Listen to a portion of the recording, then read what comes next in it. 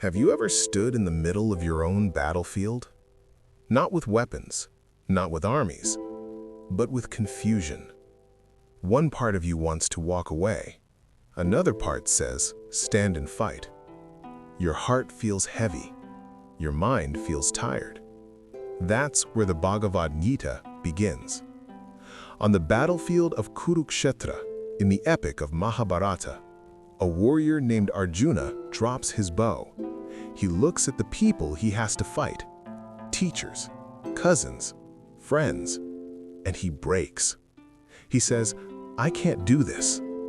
And standing beside him is not just a charioteer, it is Krishna.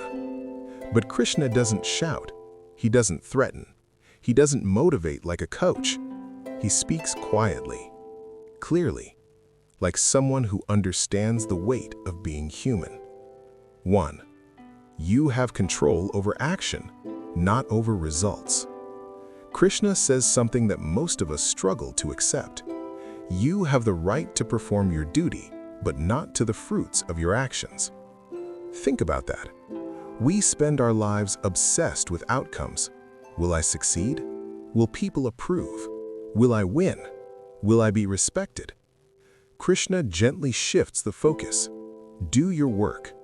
Do it well. Detach from the result. Not because results don't matter, but because attachment creates fear. When you are attached to winning, you fear losing. When you are attached to praise, you fear criticism. When you are attached to success, you fear failure. Detachment is not laziness. It is emotional freedom. It means I will give my best and let life respond however it wants. That is strength. 2. The soul is not the body. Arjuna is terrified of killing those he loves. He sees only loss. Krishna tells him something radical. The soul is never born, and it never dies. Now, whether someone believes this spiritually or symbolically, the message goes deeper. You are not just this body. You are not just this temporary identity. You are not just your job, your relationship status, your success, or your failure. Something within you observes everything. The same awareness that watched your childhood, that survived heartbreak, that endured embarrassment, is still here. Bodies change, roles change, circumstances change, but the observer remains. And when you understand that, fear softens, because you realize you are more than what can be destroyed. 3. Confusion is natural, but inaction is dangerous. Arjuna's real problem isn't weakness, it's confusion. He overthinks morality. He overthinks consequences. He freezes. How many times have we done the same? We wait for clarity before acting. We wait to feel ready. We wait for the perfect moment. Krishna doesn't tell Arjuna to escape. He tells him to rise. Because sometimes the greater harm is not making a mistake. It is refusing to move at all. Life respects those who act with sincerity, even imperfectly. You don't need perfect certainty. You need courage aligned with purpose. 4.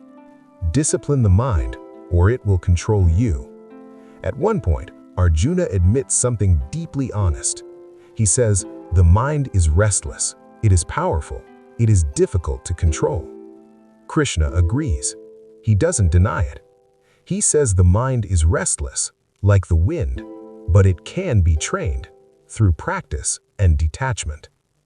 Look at modern life. Notifications, comparisons, endless scrolling, endless desires. The mind jumps from one thing to another. Without discipline, it drags us. Krishna's wisdom here feels surprisingly modern. You are not your thoughts. You are the one who watches them. Meditation, focus, discipline, these aren't spiritual decorations. They are tools to reclaim your inner authority. If you don't govern your mind, the world will. 5. Be steady in success and failure. This might be one of the hardest teachings. Krishna describes the ideal person as someone who remains steady, whether praised or blamed, whether successful or defeated. That doesn't mean emotionless, it means grounded. Most people are emotionally controlled by circumstances.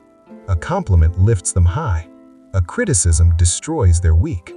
A failure makes them question their worth. Krishna invites something rare: inner stability.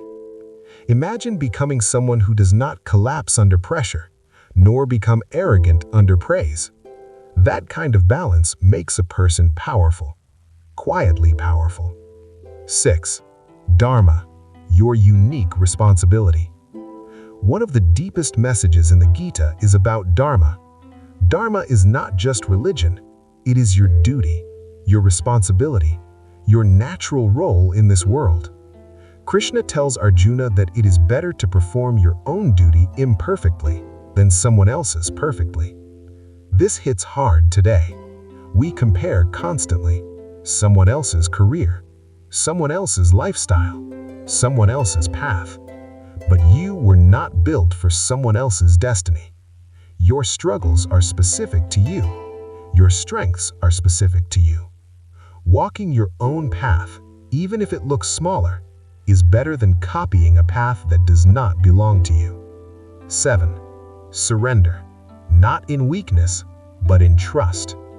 At the end of the Gita, Krishna says, "Surrender unto me." This is often misunderstood. It doesn't mean giving up effort. It doesn't mean blind obedience.